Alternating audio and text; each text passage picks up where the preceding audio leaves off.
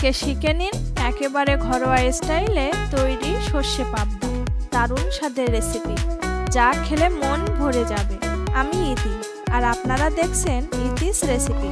এই ভিডিওতে দেখবেন ধাপে ধাপে পাবদা মাছ রান্নার পদ্ধতি, আর সাথে থাকবে কিছু স্পেশাল টিপস যা রান্নাকে করবে আরও পারফেক্ট। ভিডিওটি পুরোটা দেখুন যেন একটা ধাপও মিস না যায়। প্রথমেই নিয়ে নিচ্ছি কালো সর্ষে, সাদা সর্ষে আর গোটা জিরা। সাথে থাকছে 3-4টা শুকনো লঙ্কা আর কিছু কাঁচা লঙ্কা। এই মশলাগুলো আমি শিলপাটায় বেটে নিচ্ছি, কারণ শিলপাটার মশলা স্বাদ কিন্তু একেবারেই আলাদা। আপনি চাইলে সরিষা 1-2 ঘন্টার জন্য জলে ভিজিয়ে রাখতে পারেন, এতে তেতো লাগার সম্ভাবনা আরও কমে যাবে।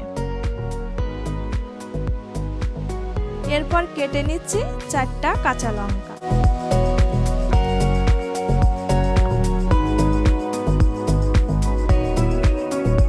আর অল্প ধনিয়া পাতা, রান্না শেষে ফ্রেশ ফ্লেভারের জন্য।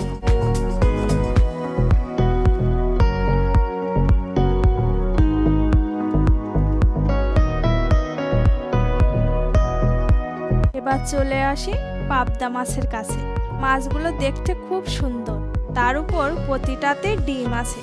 আমি খুব সাবধানে কেটে নিচ্ছি যেন ডিমগুলো বেরিয়ে না আসে।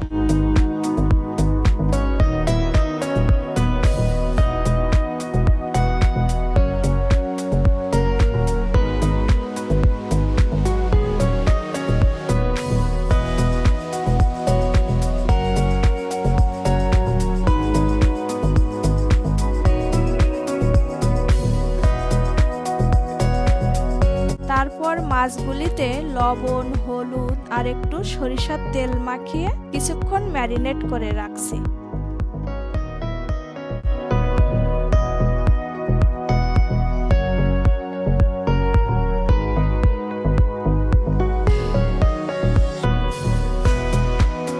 এই রান্নায় সরিষার তেলেই মজাটা বেশি, আর সেজন্যই এবার কড়াইতে দিয়ে দিচ্ছি সরিষার তেল। 1 চিমটে লবণ দিলাম, যাতে মাছ ভাজার সময় তেল অতিরিক্ত ছিটে না যায়। তেল গরম হলে মাছগুলো আস্তে আস্তে ছেড়ে দিচ্ছি। এক পাশ ভালো করে ভাজা হলে উল্টে দেব। সাবধানে ভাজতে হবে, কারণ পাবদা খুবই নরম প্রকৃতির মাছ।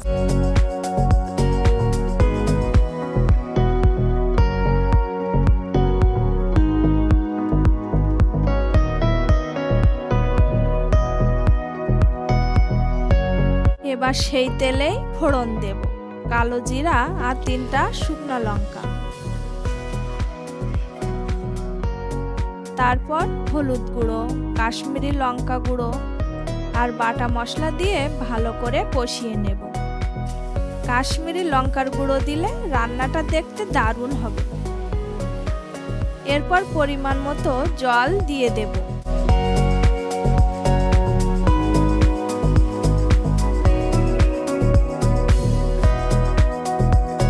স্বাদ মতো লবণ দিয়ে দেব।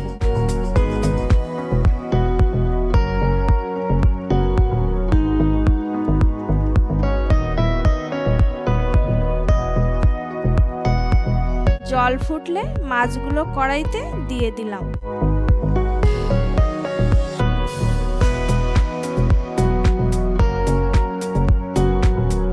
এবার ঢাকা দিয়ে কিছুক্ষণ রান্না করব।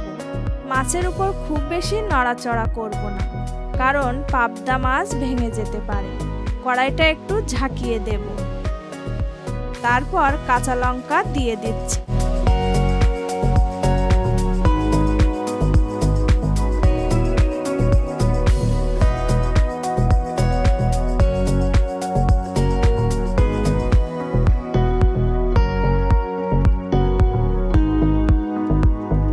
শেষে ধনিয়া পাতা ছড়িয়ে দিলেই রেডি আমাদের ঘরোয়া স্বাদের সর্ষে পাবদা। রান্না কতটা সহজ আর মজার হলো সেটা নিশ্চয়ই বুঝলেন। রেসিপিটা ভালো লাগলে কমেন্টে জানাবেন, আর রান্নাটা করে আপনার প্রিয়জনদের খাওয়াতে একটুও ভুলবেন না। এভাবেই ইতিস রেসিপি রোজ শিখবেন নতুন নতুন স্বাদের রান্না। চ্যানেল সাবস্ক্রাইব করতে ভুলবেন না।